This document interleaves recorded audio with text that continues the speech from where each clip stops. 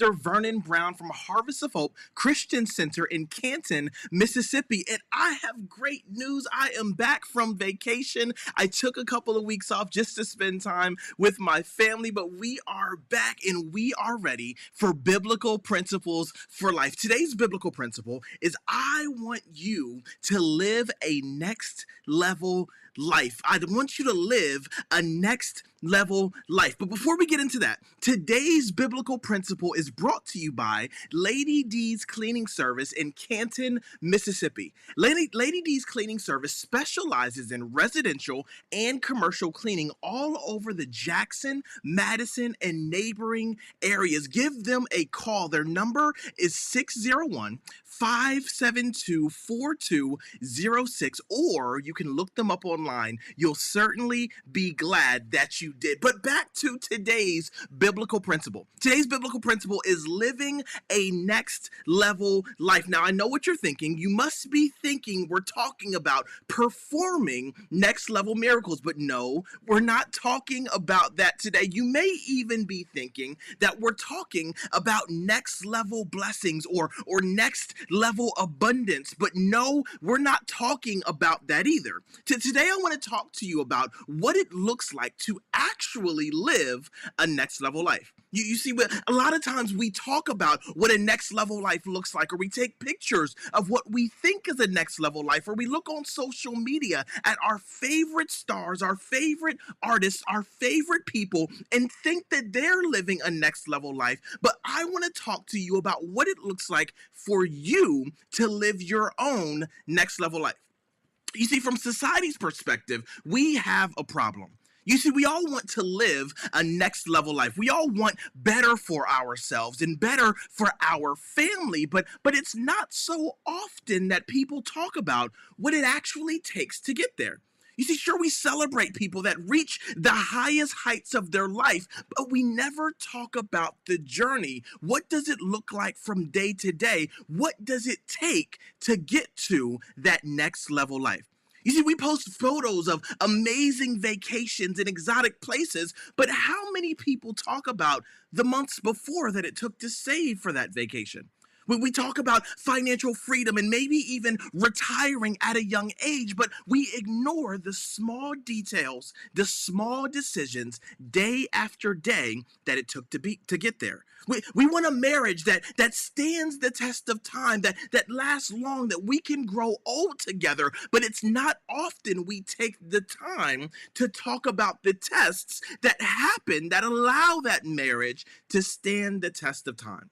Today, I want to give you 3 perspectives on living a next level life. And hopefully, by the end of this, you will have all the information you need to decide, because this is a decision, whether a next level or an abundant next level life is something that you really want. Because, if you want to live next level life, I got to tell you, there are some things you should know. You should know what it is that you're signing up for. Now, let's hop into it. The 3 components of a next level life is, number 1, next level abundance. That's the fun one. That's where we talk about all the good stuff, all the amazing experiences that happen, but that's just number 1. We have 2 more things thereafter. There's next level faith, and then finally, next level test. But let's be honest, next level abundance is why a lot of us are here, why a lot of us have even desired or decided to continue listening. You see, we desire more out of our lives. We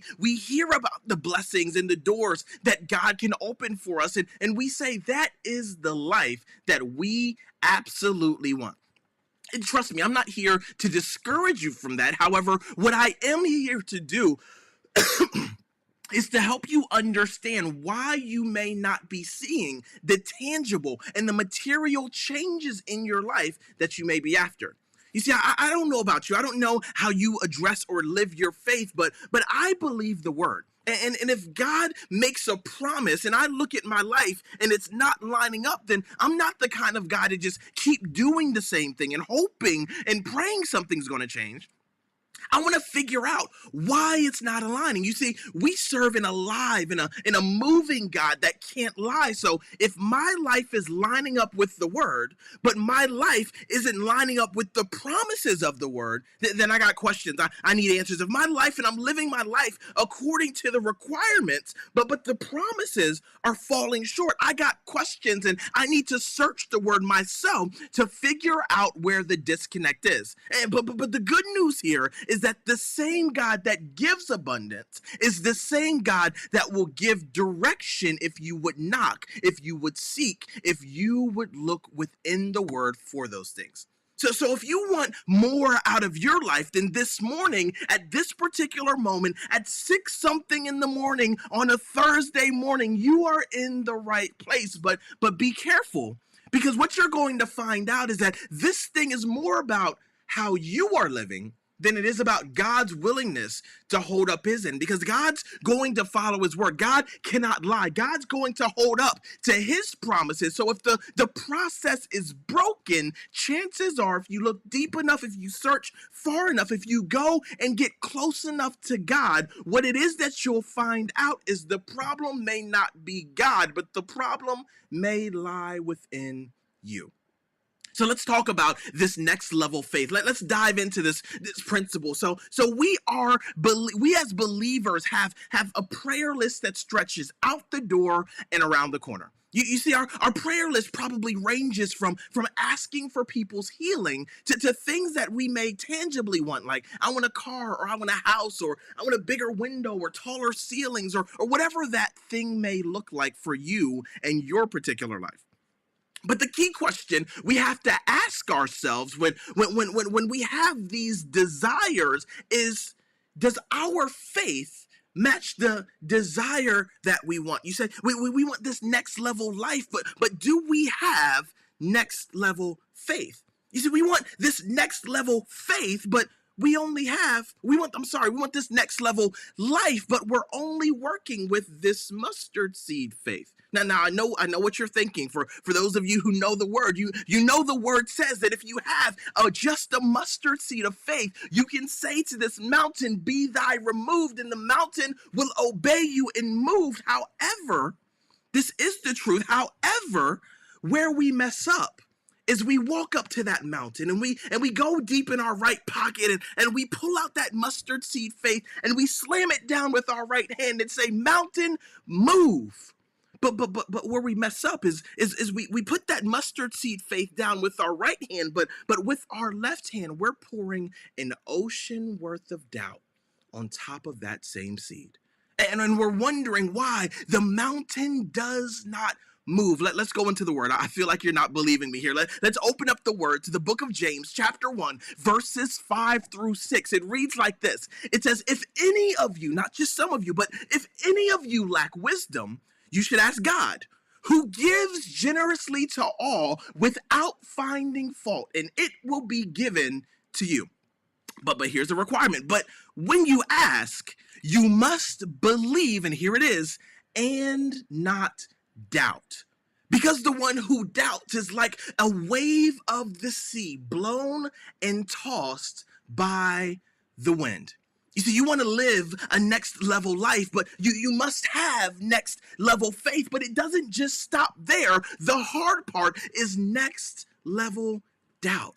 You see, my faith in God says that with this mustard seed, this faith will be moved. But have you checked your doubt? You see, your faith says that God will supply all of your needs. But as you look at that pink slip you just received, have you checked your doubt? Your faith in God says that you're the head, not the tail. You're the lender and not the borrower. You're above and not beneath. But have you checked your doubt? But next level faith, that doesn't just stop right there. Next level faith isn't just about holding out your staff at the Red Sea and having the faith that it will part. And no, it doesn't just stop there. I don't want you to think that if you can just get this faith piece, if you can just get this understanding piece, if you can just somehow silence your doubt, all of your problems will go away. It goes beyond that. When you get to that Red Sea and when you hold that staff above the water, and yes, you must have have faith. And yes, you must not have doubt that those things are going to happen. But there's another level to next level faith. Next level faith is also about having the faith the hours earlier, but before we even got to the Red Sea, when God told you that Pharaoh will let God's people go.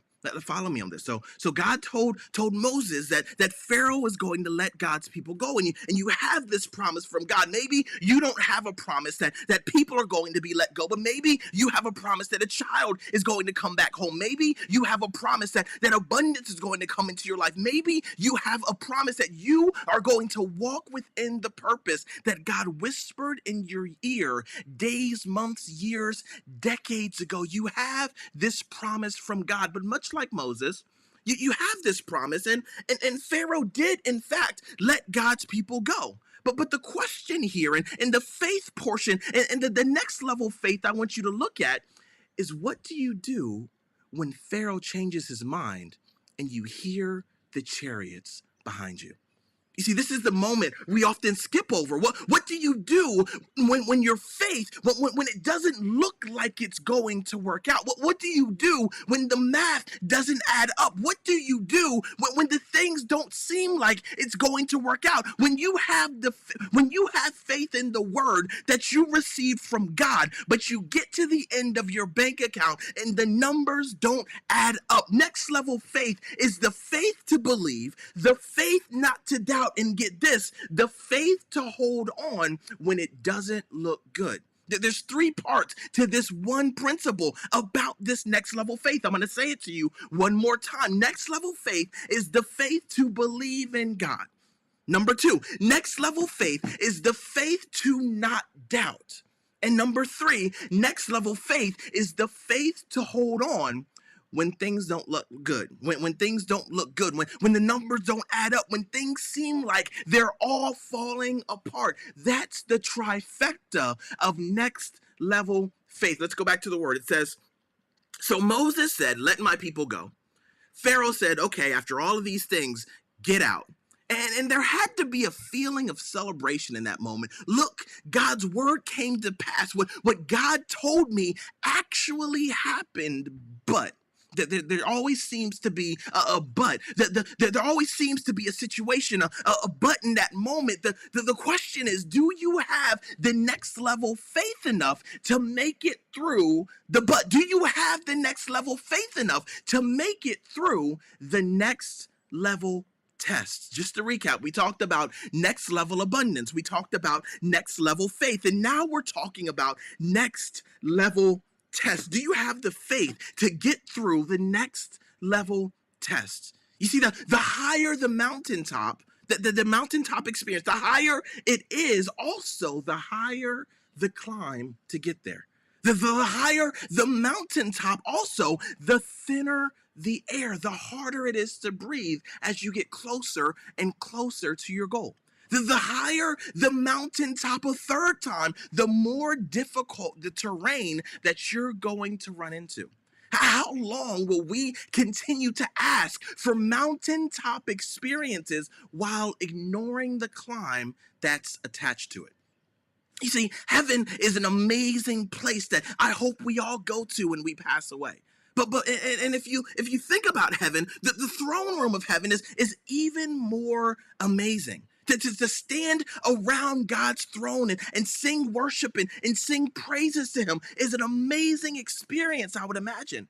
But even higher than that, only one is seated at the right hand of God, and that's Jesus. And to reach that height, how difficult was the journey to get there? When we talk about this mountaintop experience, if the right hand of God is seen as a mountaintop, how high, how difficult, how thin would the air be to get to such great heights? How much did Jesus have to go through to get there? How much temptation did he have to navigate around in order to make it to that expected end? You see, some of you out there want to live a next level life, but you've ignored the fact that there's a climb in order to get there.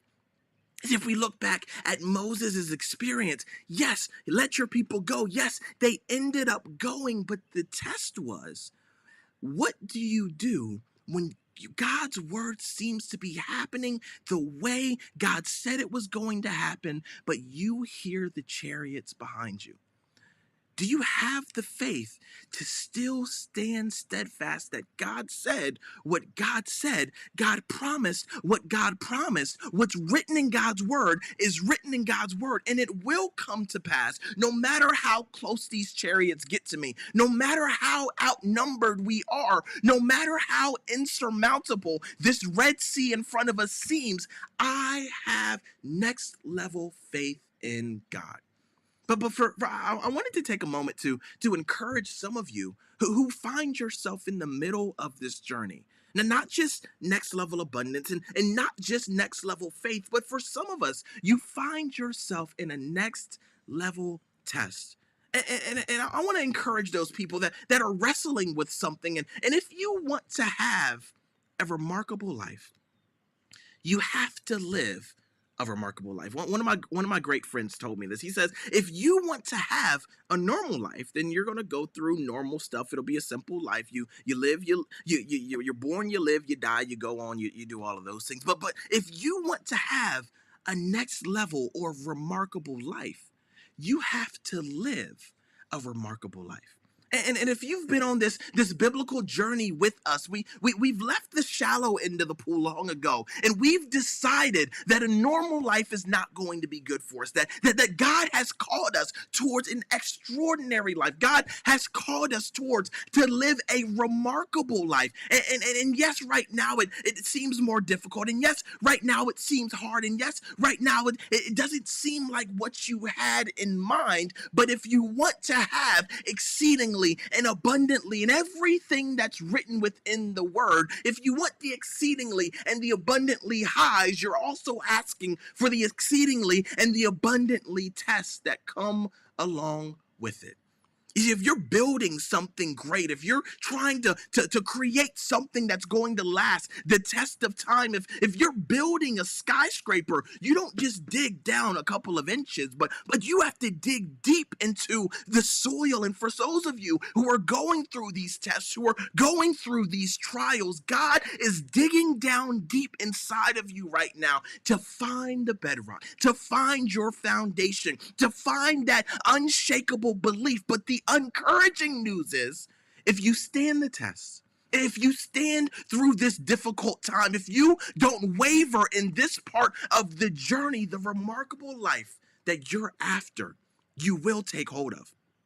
A next level life includes more than just mountaintop experiences. You will have that next level abundance, that next level faith, those next level tests. All of those things are coming together. You're going to have next level abundance. You're going to run into a need for next level faith. You're going to run face first into next level test. All of those things are going to be a reality for you. But for those of you who are hanging out in the shallow end of the pool and saying, I don't know if I want all this next level stuff. I don't know if I want all of these things. I want you to know that what you're signing up for is, I don't want you to say that you want next level and to go into that experience and not know or not be prepared for what lies ahead. The highs are highs and they're great and they're amazing, but you have to be prepared for what life is going to contend or what life is going to throw at you. So even if you find yourself in the shallow end of the pool, I want you to be able to say, yes, that next level life is for me, or even still know that next level life is not for me.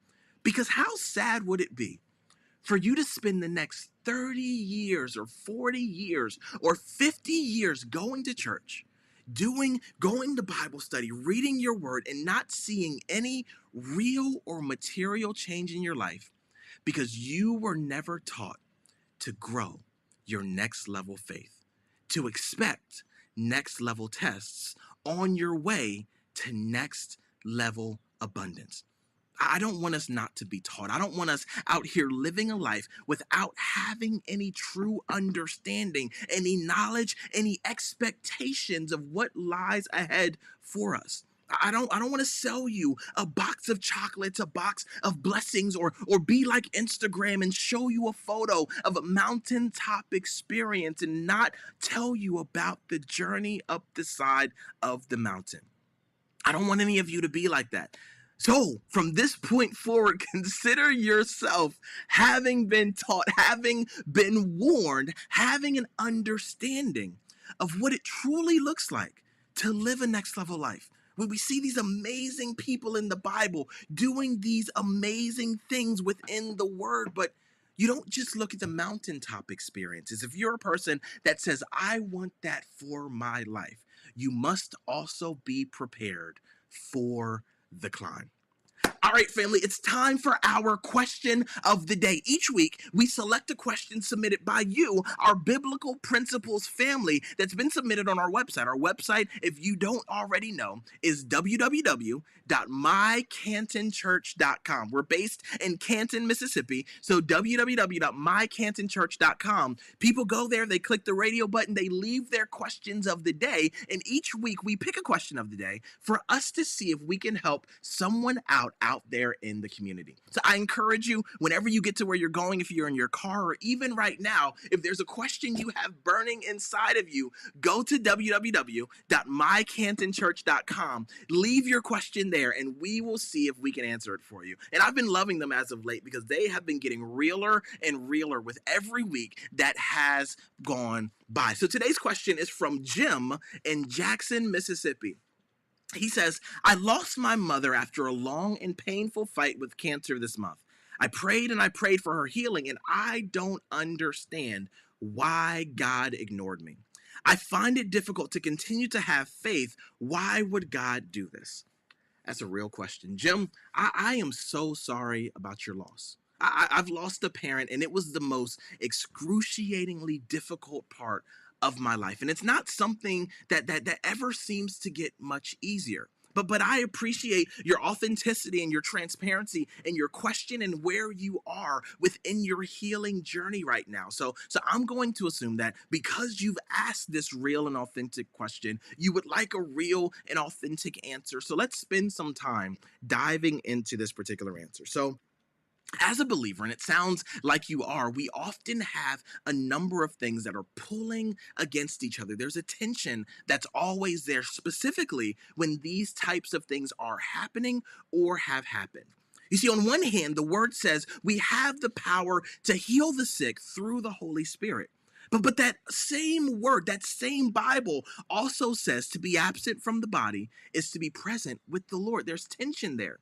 But we often sometimes often find ourselves praying for one, praying for the healing, praying for the deliverance, praying for the pain to subside, but forgetting the paradise that awaits our loved one in the other hand. And it's not to say that we should spend our time hoping or praying that our loved ones leave us, but it's to say that in our prayer for healing, and while you're praying for what's best for your loved one who's in a painful battle, and your prayer for God's will to be done, you have to sometimes be okay with God's will being done. Now that may not make sense to you right now, and quite frankly, his will may never make sense to you. But what I can assure you is that just like it's written, all things work together for the good of those who love the Lord. To share a bit of my personal life, well, when my father passed away, my wife and I were actually traveling in China. So we go from traveling on vacation, having an amazing experience in another country, but when we got back, that was the news that was waiting for us. And I went through all of the same emotions that you're feeling right now. But today, being 7 years removed from it, I can say that all things work together. You see, since that point in time, our family has grown closer.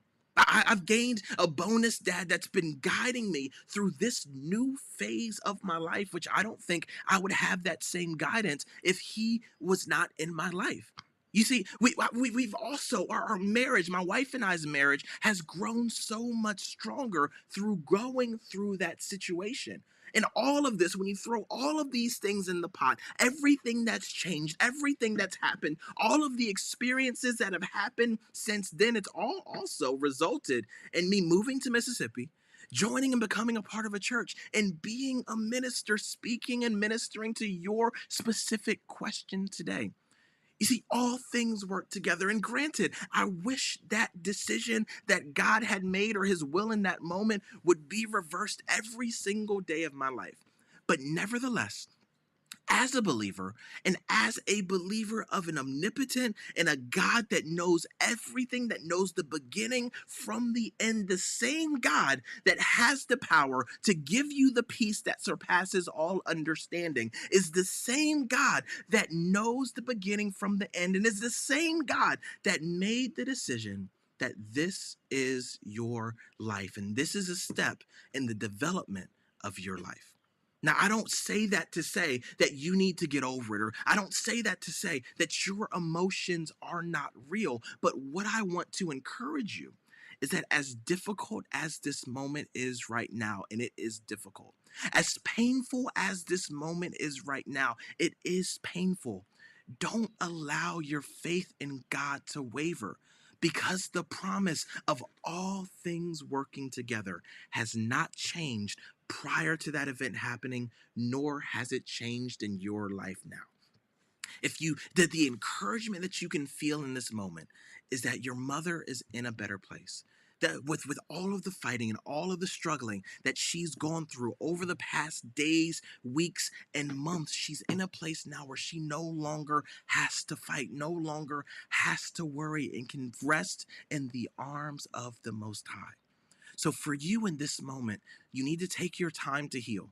Take your time to feel everything you need to feel. Take your time to mourn. Take your time to remember all of the memories that you've had throughout this time.